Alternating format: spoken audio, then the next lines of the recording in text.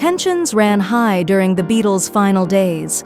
After the sessions for 1968's The White Album were marked by disagreements, which saw Ringo Starr leave the band temporarily, the mood remained difficult during the Get Back sessions, which resulted in their final album, Let It Be.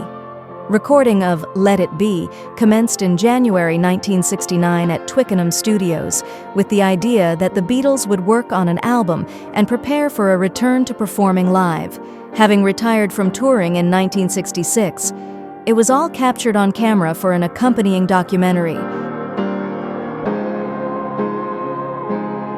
Things did not quite go to plan, and George Harrison walked out of the studio, quitting the band, on January 10, 1969.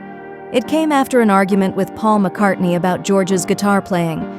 George had also pitched a number of songs to the Beatles, including All Things Must Pass during those sessions, but they didn't show much interest. About that time, George told Musician magazine in 1987, "I just got so fed up with the bad vibes, and that arguments with Paul were getting put in the film. I didn't care if it was the Beatles, I was getting out." Though he would return to the band on January 15th, on the conditions of leaving Twickenham, returning to the more familiar surroundings of Apple Studios, and canceling live shows, George still wasn't best pleased. It was seemingly the beginning of the end for the Beatles. John Lennon asked for a divorce from the band later that year, and their split was made public in 1970.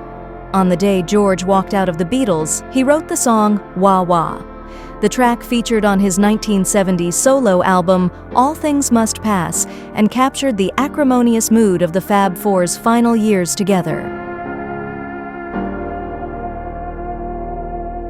About the track, George told The Beatles Anthology, "They were filming us having a row. It never came to blows, but I thought, what's the point of this?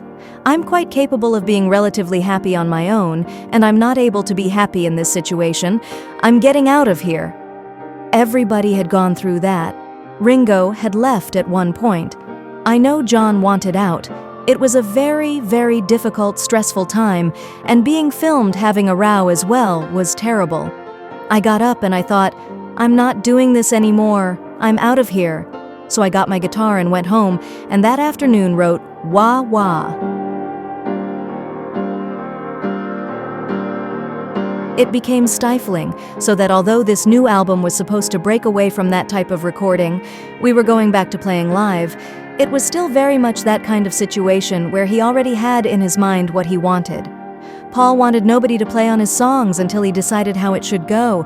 For me, it was like, what am I doing here? This is painful.